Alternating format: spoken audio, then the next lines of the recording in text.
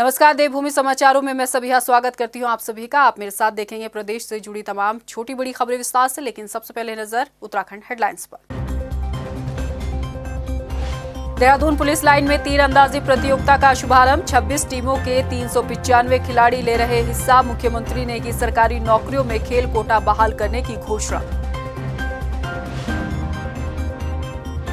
One विभाग में करोड़ों रुपए का गबन करने वाले आरोपी आईएफएस किशन चंद की होगी गिरफ्तारी। विजिलेंस करेगी कुर्की की कार्रवाई। गिरफ्तारी के लिए दी जा रही दबिश। अंकिता हत्याकांड मामले में मुख्य आरोपी पुलकित के पिता विनोद आर्य पर लगे गंभीर आरोप। ड्राइवर ने लगाया कुकर्म करने की कोशिश का आरोप। पुलिस हिरासत में लिए गए विनोद आर्य। देहरादून के रेस कोर्स में हुई लूट का पुलिस ने किया खुलासा। आशा रोड़ी से गिरफ्तार किए गए 4 आरोपियों के पास से 12 लाख की कीमती घड़ियां बरामद। खुलासा करने वाली टीम को 1 लाख का इनाम। और अब बुलेटिन में खबरें विस्तार से। देहरादून पुलिस लाइन में मुख्यमंत्री पुष्कर सिंह धामी ने तीरंदाजी प्रतियोगिता का शुभारंभ किया। इस मौके पर डीजीपी समेत पुलिस के आला अफसर मौजूद रहे। 4 दिनों तक चलने वाली प्रतियोगिता में अलग अलग राज्यों की 26 टीमों ने प्रतिभाग किया। इस प्रतियोगिता में 395 खिलाड़ी हिस्सा ले रहे हैं, जिनमें सीआरपीएफ, आसाम राइफल, बीएसएफ के जवान भी शामिल हैं। मुख्यमंत्री पुष्कर सिंह धामी ने कहा कि प्रदेश के लिए ये गौरव का पल है कि तीरंदाजी प्रतियोगिता का शुभारंभ किया गया। सीएम धामी ने सरकारी नौकरियों में खेल कोटा बहाल करने की घोषणा की। उन्होंने कहा कि खेल कोटे के तहत खिलाड़ियों को सरकारी नौकरी मिलेगी। और ये हमारे लिए बहुत गौरव की बात है कि महान धनुर्धर विद्या के गुरु द्रोण की तपस्थली में, क्योंकि ये धनुर्विद्या पुराने समय में और आज तीरंदाजी के नाम से सब जानते हैं, यहाँ पर हो रही है और राष्ट्रीय प्रतियोगिता हो रही है। निश्चित रूप से इस प्रतियोगिता के माध्यम से हमारे सभी खिलाड़ियों को खेलों के प्रति एक जो उनकी स्पोर्ट्समैन स्पिरिट है उसको बढ़ाने का भी अवसर मिलेगा, अपना प्रदर्शन करने का भी अवसर मिलेगा। और आज खेलों के क्षेत्र में हमारा राज्य भी तेज़ी से आगे बढ़ रहा है। हम नई खेल नीति भी लेकर आए हैं और इसके साथ साथ आज मैंने यह भी घोषणा करी है जो विशेष खेल कोटा था वो भर्ती प्रक्रिया उसको भी प्रारंभ किया जाएगा, जिससे कि हमारे यहाँ बहुत सारी प्रतियोगिताएं जो आयोजित होती हैं उसमें बहुत प्रतिभाएं निकल कर बाहर आती हैं। एक से एक बच्चे हमारे होनहार हैं, उन सभी का निकट भविष्य में इसके माध्यम से कहीं ना कहीं खेलों में आगे बढ़ने के कारण से उनको भर्ती प्रक्रिया में चयन का मौका मिलेगा। राज्य सरकार की जो नई खेल नीति आई है उसमें खिलाड़ियों की भर्ती का प्राविधान है। उसके जो डिटेल्ड शासनादेश निकलना है, मतलब प्रक्रिया वाला, वो अभी नहीं निकल पाया। हमने माननीय मुख्यमंत्री जी से अनुरोध किया है कि उसको जल्दी जारी हो जाए तो खिलाड़ी जो है उसको हम भर्ती कर सकें। अन्यथा उत्तराखंड के खिलाड़ी जो राष्ट्रीय स्तर पर पदक पा रहे हैं वो दूसरी संस्थाओं में जा रहे हैं। कोई आर्मी जा रहा है, कोई रेलवे जा रहा है, तो जो बाहर से खेलेगा वो उसका क्रेडिट उत्तराखंड को नहीं मिलेगा। अगर उत्तराखंड पुलिस ज्वाइन करता है और हमारा खिलाड़ी राष्ट्रीय या अंतर्राष्ट्रीय पदक जीतता है तो वो उत्तराखंड के कोटे में जाएगा। तो ये हमने अनुरोध किया है।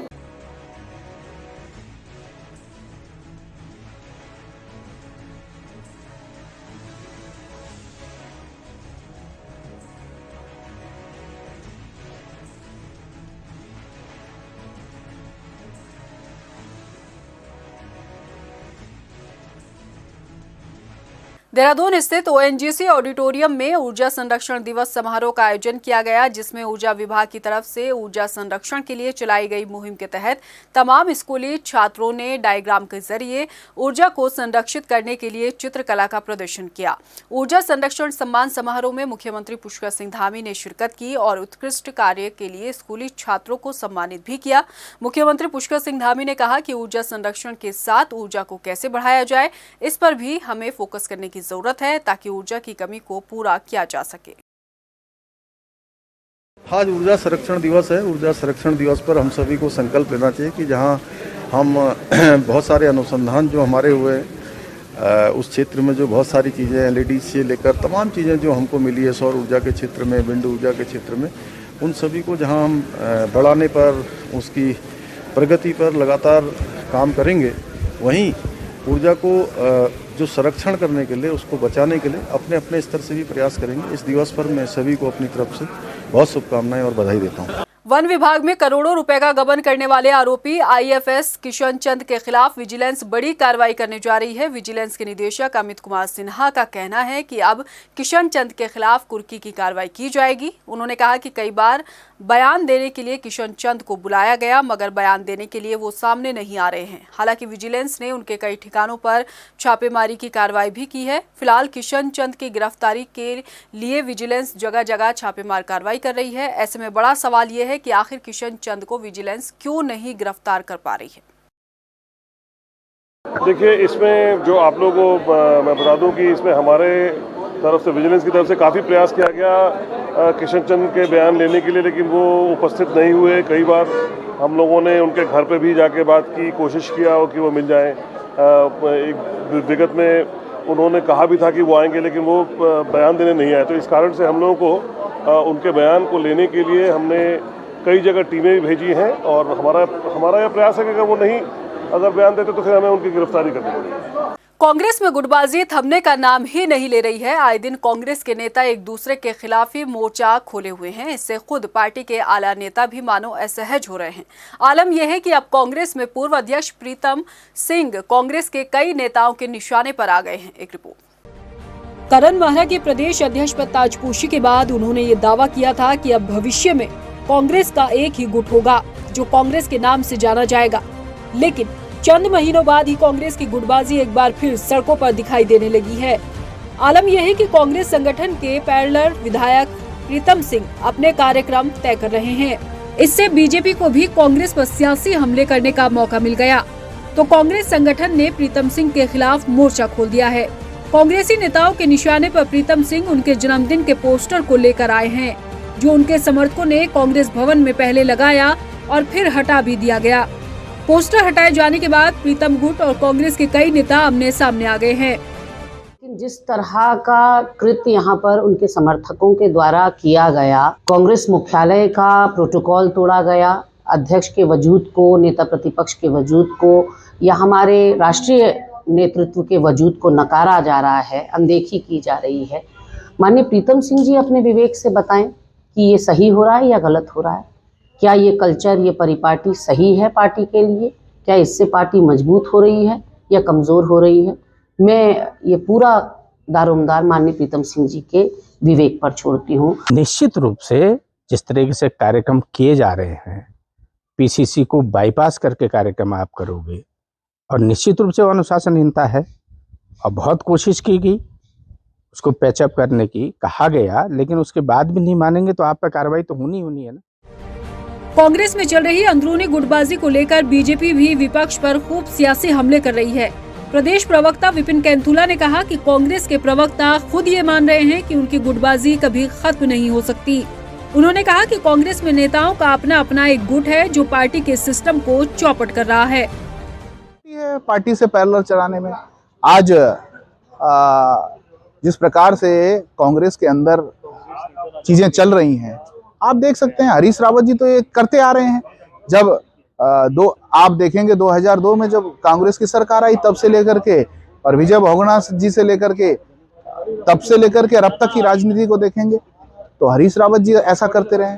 अब अगर जो कोई और कर रहा है तो ये तो कांग्रेस की परिपाटी है। कुल मिलाकर देखें तो विधानसभा सत्र के दौरान अपने शक्ति प्रदर्शन का एहसास करा चुके प्रीतम सिंह के जन्मदिन पोस्टर को लेकर छिड़ी अंदरूनी जंग में ये साफ दिख रहा है कि कांग्रेस में गुटबाजी किस हद तक पहुंच गई है।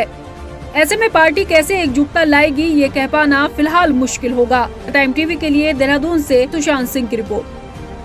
अंकिता हत्याकांड मामले में आरोपी पुलकित आर्य के पिता और उत्तराखंड बीजेपी से निष्कासित नेता विनोद आर्य की मुश्किलें एक बार फिर बढ़ गई हैं। विनोद आर्य के ड्राइवर ने कुकर्म का प्रयास और जान से मारने की धमकी देने का आरोप उन पर लगाया है। मामले में पीड़ित चालक ने कोतवाली ज्वालापुर में तहरीर दे दी, जिसके बाद पुलिस ने विनोद आर्य को हिरासत में ले लिया है। आरोप है कि विनोद आर्य ने उसे ज्वालापुर आर्यनगर में रहने के लिए कमरा दे दिया था। चालक ने बताया कि विनोद आर्य रात के वक्त उसको अपने पास बुलाता था और अपने शरीर की मालिश करने और पैर दबाने के लिए कहता था। इसी दौरान उसके साथ अश्लील हरकतें करने का प्रयास भी करता था।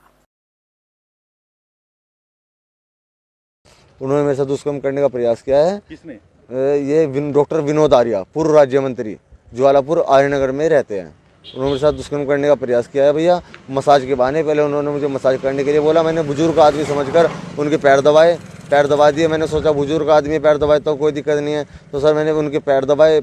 एक दिन उन्होंने पैर दबाए, दूसरे दिन बोलने लगे कि थोड़ा पीठ पे ऊपर हाथ कर। मतलब सर वो पूरी बात मैं उस तरीके से तो नहीं बता सकता, एक और जिस तरीके से वो है, तो उन्होंने कहा ऐसे मसाज नहीं होती, मसाज दूसरे तरीके से होती है, तो यहाँ से ऐसे पकड़ के ऐसे कर, यहाँ से ऐसे पकड़ के ऐसे कर। उन्होंने मुझसे उल्टी सीधी जगह हाथ लगवा कर सर मुझसे फिर वो करा। हल्द्वानी में नैनीताल दुग्ध संघ की 73वीं सामान्य वार्षिक निकाय की बैठक आयोजित हुई, जिसमें दुग्ध विकास मंत्री सौरभ बहुगुणा ने शिरकत की। इस दौरान जिले के सभी दुग्ध समितियों के दूध उत्पादक भी पहुंचे और इस मौके पर दुग्ध उत्पादकों ने पूर्व में की गई घोषणा को लागू न करने को लेकर हंगामा किया। कई दुग्ध उत्पादक ने दुग्ध मंत्री के सामने नैनीताल दुग्ध संघ के प्रबंधन पर उनकी बात न सुनने का आरोप लगाया। वहीं नैनीताल दुग्ध संघ के अध्यक्ष मुकेश बोरा के मुताबिक राज्य के सभी जिलों में नैनीताल दुग्ध संघ के दूध के उत्पादन में पहले नंबर पर है। दुग्ध संघ की तरफ से मुनाफे के 2 करोड़ रुपए समितियों और उत्पादकों को बोनस के तौर पर वितरित करने के साथ ही 1 करोड़ 5 लाख का लाभ अर्जित किया गया है। और पूरे प्रदेश के दुग्ध उत्पादन का 50% से अधिक का उपार्जन नैनीताल दुग्ध संघ का है। और ऐसे ही मार्केटिंग में भी जो टोटल मार्केटिंग है उसका 50% से ऊपर नैनीताल दुग्ध संघ विपणन भी कर रहा है। और मैं आपके संज्ञान में लाना चाहता हूं कि हमने लगभग 2 करोड़ रुपए अपने लाभ में से उत्पादकों को ट्रांसफ़र करे हैं प्रोत्साहन के रूप में दिवाली पे। और उसके बाद भी लगभग 1 करोड़ 5 लाख रुपया हमारा शुद्ध लाभ रहा है और उसका आज हमने सदन के पटल पर बजट को रखा है। और निश्चित रूप से 10% की ग्रोथ पर्वतीय क्षेत्र में उपार्जन में है और जो ऐतिहासिक है, जहां पूरे प्रदेश और अगल बगल के राज्यों में दूध में नेगेटिव उपार्जन है, लेकिन पहाड़ के 5 ब्लॉकों में 12% का ग्रोथ है और टोटल में हम पिछले बार से 2% की ग्रोथ में वर्तमान में हम चल रहे हैं। जब मैंने कुछ समीक्षाएं बैठकें करी तो उसमें बहुत सारी ऐसी कमियां दिखी, जिससे हमको लगता है कि अगर हम पॉलिसीज़ में कुछ अच्छा करें तो हमारे पशुपालकों को भी फ़ायदा होगा, दूध पालकों को भी फ़ायदा होगा और हमारे उत्तराखंड का जो ब्रांड है आंचल, उसका भी फ़ायदा मिलेगा। तो हमने कुछ पॉलिसीज़ कैबिनेट में लाने का काम किया। सबसे बड़ी पॉलिसी जो उत्तराखंड में हम लाए हैं वो 50% भूसे पे सब्सिडी दी है, क्योंकि भूसे के रेट बहुत ज़्यादा बढ़ गए थे, जिससे हमारे पशुपालकों को समस्याएं हो रही थी। उसके बाद हमने साइलेज पे जो हमारे पशुपालक जुड़े हुए हैं सोसाइटियों के द्वारा, हमारे दुग्ध सोसाइटियों के द्वारा 53,000 ऐसे लोग उत्तराखंड में जुड़े हैं, और उनको हमने 50% से 75% साइलेज पे सब्सिडी देने का काम किया। प्रोत्साहन राशि जो पिछले साल की फंसी हुई थी उसको हमने एक मुश्त 22 करोड़ रुपये रिलीज़ करने का काम किया जैसी सरकार में आए। देहरादून के रेसकोर्स इलाके में 28 नवंबर को हुई लूट का पुलिस ने खुलासा करते हुए 4 आरोपियों को आशा रोड़ी से गिरफ्तार किया है। हालांकि एक आरोपी फरार होने में कामयाब रहा। आरोपियों के कब्जे से लूटी गई करीब 12 लाख रुपए की बेशकीमती घड़ियां, लाइसेंसी रिवॉल्वर के साथ ही अवैध हथियार भी बरामद किए गए हैं। घटना से पहले आरोपियों की तरफ से ग्रेटर नोएडा में एक डॉक्टर का अपहरण कर 5 करोड़ की फिरौती मांगी गई थी। इतना ही नहीं, सभी आरोपियों के खिलाफ उत्तर प्रदेश, दिल्ली और देहरादून में कई मुकदमे दर्ज हैं। वहीं खुलासा करने वाली टीम को 1 लाख रुपए के इनाम देने की घोषणा की गई है। अभी हाल ही में 15-11 तारीख को एक श्रवण चौधरी है सपा का नेता, उनके घर में जो है ना जाकर के इन्होंने जो है ये गंगानगर थाना मेरठ क्षेत्र में इन्होंने 21 लाख की लूट करी थी, डकैती करी थी। बल्कि वो भी यूपी पुलिस वाले आए हुए हैं और वो खुद हतप्रभ हैं कि भाई इसको आप लोगों ने पकड़ा कैसे। इसको बड़ा बहुत ही शातिर किस्म का बदमाश है और ये इस इजीली पुलिस के गिरफ्त में आता नहीं है। इसकी खासियत ये भी है कि ये सरेंडर होता है, इसका नाम प्रकाश में आ गया, ये सरेंडर हो जाता है और उसके बाद फिर जैसे बेल होगा फिर लापता हो जाता है। रामनगर समेत नैनीताल के कई इलाकों में भूकंप से बचाव के लिए प्रशासन ने मॉक ड्रिल की। मॉक ड्रिल में भूकंप के चलते होने वाली जनहानि से बचने के बारे में लोगों को जानकारियां दी गई। आपको बता दें कि डीएम के निर्देश पर जिले भर में भूकंप से बचाव के लिए कई जगहों पर मॉक ड्रिल की जा रही है। इस बाबत जानकारी देते हुए एसडीएम गौरव चटवाल ने बताया कि ऐसे कार्यक्रमों में कई विभागों की टीमों को शामिल किया गया है और लोगों को भूकंप से बचाव की जानकारी दी जा रही है कि कैसे इन परिस्थितियों में बचाव किया जा सकता है। तो जैसा कि आप जानते हैं कि उत्तराखंड में पिछले काफ़ी समय से भूकंप के झटके महसूस किए गए हैं, तो उसी के लिए एक मॉक ड्रिल आयोजित की गई शासन की और सरकार की तरफ से कि ऐसी कभी आपदा आने पर जो है हम सब लोग मिलजुल के कार्य कर सकें और आपदा के समय जो है त्वरित गति से जो है राहत बचाव कार्य किया जा सके। तो तो उसके लिए हमने आज ये नैनीताल जिले में मॉक ड्रिल की जा रही है, नैनीताल में भी और यहाँ पे भी। यात्रा के दौरान लगातार यात्रियों के साथ अलग अलग तरीके से घटनाएं घटित होती रहती हैं, जिससे बचने के लिए देहरादून रेलवे स्टेशन पर यात्री सुरक्षा जागरूकता सप्ताह GRP की तरफ से चलाया जा रहा है। अभियान में पुलिस DIG रेणुका देवी ने शिरकत की और रेलवे स्टेशन का निरीक्षण भी किया। उन्होंने यात्रियों को जागरूक रहने के टिप्स भी दिए। उन्होंने कहा कि रेल में अगर यात्री कर रहे हैं तो अपने सामान की सुरक्षा खुद करें, किसी दूसरे पर निर्भर न रहें और ना ही अपने बारे में किसी दूसरे व्यक्ति को कोई जानकारी दें। अब आप ट्रेन में ट्रैवल करेंगे, अपना सामान को कैसे सुरक्षित रखें, किसी का मोबाइल चोरी हो जाता है, सामान चोरी हो जाता है, किस तरीके के सावधान रखना। एंड जहर कुरानी है वो भी एक ट्रेन में बहुत बड़ा घटना घटित करते हैं वो लोग, कुछ खाने वगैरह खाने के लिए दे देते हैं, फिर उसके साथ कोई घटना घटित हो जाता है। सो उस चीज में कैसे बचे एंड महिलाओं अपना ट्रेन में ट्रैवल करने के समय क्या क्या सावधानी रखना चाहिए। सपोज किसी के साथ कोई घटना घटित होता है सो वो किससे संपर्क करे, सो इस संबंध में अवेयरनेस किया जा रहा है। लक्सर तहसील के शेरपुर बेला और माड़ा बेला गांव के दो पक्षों में ग्राम समाज की जमीन को लेकर मारपीट और पथराव हुआ। विवाद के बाद शेरपुर बेला गांव के सैकड़ों ग्रामीणों ने लक्सर तहसील पहुंचकर जमकर हंगामा किया और खानपुर पुलिस मुर्दाबाद के नारे लगाए। SDM से शिकायत कर आरोपियों के खिलाफ सख्त कार्रवाई की मांग की गई है।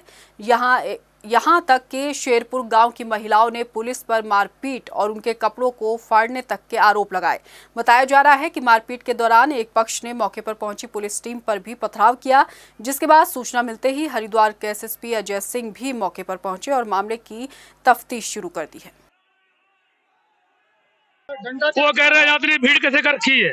हमने साहब से मिन्नत की, खुशामद की कि सरकार देखो हमारी गांव की आपस का मामला है, हमारा मसला है, हम बातचीत कर रहे हैं इसलिए जनता इकट्ठी है। बस उसने आबाद हबी करके डंडा निकाला बड़ा मोटा वाला बैत का, और ना बच्चे छोड़े ना औरतें। प्रधानी को बदतमीजी बोला, प्रधानी को बदतमीजी धक्का मुक्की किया, प्रधानी को मारी को। जनता आक्रोश में आ गई, जनता भड़क कर फिर ये कार्य शुरू किया है।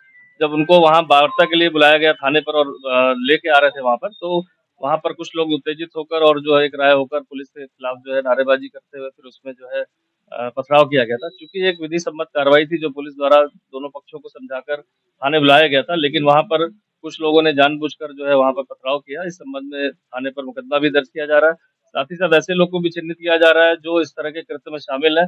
क्योंकि मामला पूरा राजस्व से रिलेटेड है, जिसमें एक कार्रवाई चल रही थी और कार्रवाई ऑलमोस्ट हो चुकी थी, और उसमें पुलिस के ऊपर पथराव करना कहीं से भी इसमें एक्सेप्टेबल नहीं है। साथ ही साथ गांव में शांति व्यवस्था बनाने के लिए पुलिस फोर्स को तैनात कर दिया गया। जो लोग भी इसमें शामिल रहे उनको सख्त से सख्त इस पर कार्रवाई की जाएगी। इसको सूचना मिली थी वहां पर दोनों गांवों के बीच में विवाद होने की, इसको लेकर के गांव में गए थे, लेकिन शेरपुर बेला के लोगों के द्वारा पुलिस की गाड़ी पर पथराव कर दिया, शीशे तोड़ दिए। तो इस संबंध में SSP महोदय भी खानपुर थाने में पहुंचे हैं और इसकी जो भी विधिक कार्रवाई होगी नियमानुसार की जाएगी। जहां तक भूमि विवाद का संबंध है, इसमें वो भूमि गंगा नदी की भूमि है और इसमें किसी भी गांव का कोई अधिकार नहीं है। लोहाघाट उपजिला चिकित्सालय के रेडियोलॉजिस्ट डॉक्टर सोनाली मल्होत्रा ने अस्पताल प्रशासन पर अल्ट्रासाउंड कक्ष में सुविधा न देने का आरोप लगाया है। इसके साथ ही उन्होंने सुविधाओं को पूरा न करने पर रिजाइन देने की भी बात कही। रेडियोलॉजिस्ट डॉक्टर सोनाली मल्होत्रा ने बताया कि अल्ट्रासाउंड कक्ष में लगी अल्ट्रासाउंड मशीनें काफी पुरानी हो चुकी हैं और अल्ट्रासाउंड रूम भी काफी छोटा है, जिस कारण उन्हें अल्ट्रासाउंड करने में काफी दिक्कतें आ रही हैं। अल्ट्रासाउंड रूम में पर्याप्त सुविधाएं नहीं है, जिसके कारण मरीजों को भी परेशानियों से दो चार होना पड़ रहा है। यही कि मुझे एक अच्छी मशीन लाकर दे दें, वो तो ऑन प्रोसेस है, आ ही रही है। CMO सर से मेरी बात हुई थी। प्लस इस रूम की हालत थोड़ी सुधर जाए कि पर्दे हो जाए, थोड़ा रूम डार्क हो जाए, नीचे फ्लोर पे कारपेट या मैट्स बिछ जाए जिससे कि इतना ठंडा ना रहे, और एक हीटर थोड़ा बड़ा मिल जाए कि रूम गर्म रहे। अब फॉर्मेट्स नहीं होंगे तो मैं कैसे करूंगी, किस चीज में रिपोर्ट बना के दूं? पेशेंट के OPD के पर्चे के पीछे एक एक पेशेंट की इतनी बड़ी बड़ी रिपोर्ट बनाने में इतना टाइम लगता है, कैसे निपटेंगे 30-30 पेशेंट? हाँ, सुविधाओं का अभाव है। इस वजह से ही मेरा, अगर मैं रिजाइन भी करती हूँ तो मेरा यही रीजन रहेगा। पहले तो अल्ट्रासाउंड रूम हमारा जो था टपकता था, क्योंकि हमारे बिल्डिंग की शॉर्टेज है। तो हमारे यहाँ एक दिन विधायक जी ने, फतेहाल जी ने, माननीय विधायक जी हमारे, उन्होंने पहले विजिट की थी, तो उन्होंने कुछ हमें वहां से जो है हेल्प भी की। तो उनके द्वारा टीन लगवाई गई थी, तो वो टपकना तो बंद हो गया था। लेकिन हमारे पास बिल्डिंग की शॉर्टेज है बहुत, हम दूसरा अल्ट्रासाउंड कक्ष भी कहीं नहीं बना सकते क्योंकि कहीं बिल्डिंग नहीं है हमारे पास। लालकुआं में मोटरसाइकिल पर सवार डिप्टी रेंजर होमेंद्र मिश्रा को कार ने जोरदार टक्कर मार दी, जिससे मोटरसाइकिल सवार की मौके पर ही मौत हो गई। वहीं घटना की सूचना मिलने पर मौके पर पहुंची पुलिस ने शव को कब्जे में लेकर पोस्टमार्टम के लिए भेज दिया है। साथ ही कार को कब्जे में लेकर आगे की कार्रवाई शुरू कर दी है। बाइक पे सवार थे जो डिप्टी रेंजर थे, यहाँ पे डिप्टी रेंजर के पद पर तैनात थे, उनका एक्सीडेंट हुआ है और पुलिस ने घटना में पहुँचने के बाद ही जो घायल थे उनको उपचार के लिए अस्पताल भेज दिया है। बाकी अभी और कोई खबर नहीं है।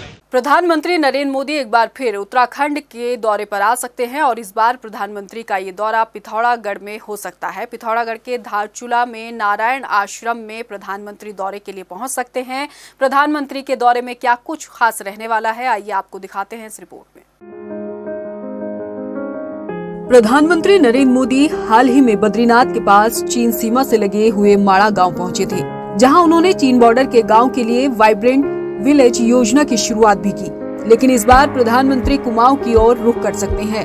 प्रधानमंत्री मोदी के दौरे को लेकर मुख्यमंत्री पुष्कर सिंह धामी ने कहा है कि जल्द ही प्रधानमंत्री पिथौरागढ़ जनपद के सीमांत क्षेत्र धारचूला के नारायण आश्रम में पहुंच सकते हैं।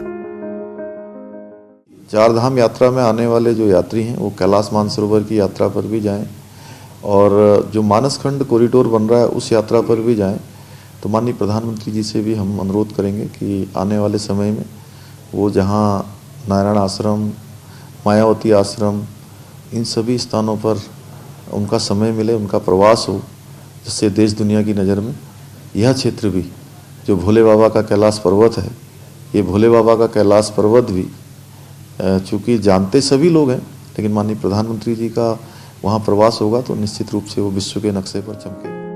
नारायण आश्रम पिथौरागढ़ के धारचूला में स्थित है, जो कैलाश मानसरोवर यात्रा का भी एक प्रमुख पड़ाव है। कैलाश मानसरोवर यात्रा का मुख्य पड़ाव होने के चलते केंद्र सरकार की क्षेत्र को विकसित करने की बड़ी योजना में शामिल है। मुख्यमंत्री पुष्कर सिंह धामी ने बताया कि मानसरोवर कॉरिडोर के अंतर्गत क्षेत्र का विकास होना है। चीन सीमा से लगे पिथौरागढ़ के गांव और मानसरोवर कॉरिडोर के लिए स्वदेश दर्शन योजना के तहत 100 करोड़ से ज्यादा केंद्र सरकार खर्च करने जा रही है, जिससे क्षेत्र को विकसित किया जा सकेगा और मानसरोवर कॉरिडोर के जरिए इस क्षेत्र की तस्वीर बदलती नजर आएगी। अभी तक केंद्र से जो हमको स्वदेश दर्शन योजना है भारत सरकार की, स्वदेश दर्शन यात्रा में हमने जहां माणा क्षेत्र को लिया है, वाइब्रेंट विलेज के रूप में लिया है, वहीं नारायण आश्रम और उसके आसपास के क्षेत्र को भी स्वदेश दर्शन यात्रा में प्रस्तावित किया है, जिससे कि जो भारत सरकार की एक योजना है उस योजना में 100 करोड़, 150 करोड़, 200 करोड़ के आसपास का जो धनराशि है ऐसे स्थानों को डेवलप करने में लगाया जाता है। तो हमारी प्राथमिकता में 2 स्थान है। हर बार की तरह इस बार भी प्रधानमंत्री मोदी का उत्तराखंड दौरा खास रहने वाला है। हालांकि उनके दौरे की तारीख अभी फाइनल नहीं हुई है, लेकिन जल्द ही देवभूमि के नारायण आश्रम में प्रधानमंत्री आ सकते हैं। उम्मीद है कि इस बार भी देवभूमि की जनता को बड़ी सौगात मिलेगी। श्रद्धिकला टाइम टीवी के लिए देहरादून से मनीष डंगवाल की रिपोर्ट। फिलहाल इस बुलेटिन में इतना ही। मुझे दीजिए इजाजत, लेकिन जाने से पहले एक नजर हेडलाइंस पर। नमस्कार। देहरादून पुलिस लाइन में तीरंदाजी प्रतियोगिता का शुभारंभ। 26 टीमों के 395 खिलाड़ी ले रहे हिस्सा। मुख्यमंत्री ने की सरकारी नौकरियों में खेल कोटा बहाल करने की घोषणा। वन विभाग में करोड़ों रुपए का गबन करने वाले आरोपी आईएफएस किशन चंद की होगी गिरफ्तारी। विजिलेंस करेगी कुर्की की कार्रवाई। गिरफ्तारी के लिए दी जा रही दबिश। अंकिता हत्याकांड मामले में मुख्य आरोपी पुलकित के पिता विनोद आर्य पर लगे गंभीर आरोप। ड्राइवर ने लगाया कुकर्म करने की कोशिश का आरोप। पुलिस हिरासत में लिए गए विनोद आर्य। देहरादून के रेस कोर्स में हुई लूट का पुलिस ने किया खुलासा। आशा रोड़ी से गिरफ्तार किए गए 4 आरोपियों के पास से 12 लाख की कीमती घड़ियां बरामद। खुलासा करने वाली टीम को 1 लाख का इनाम।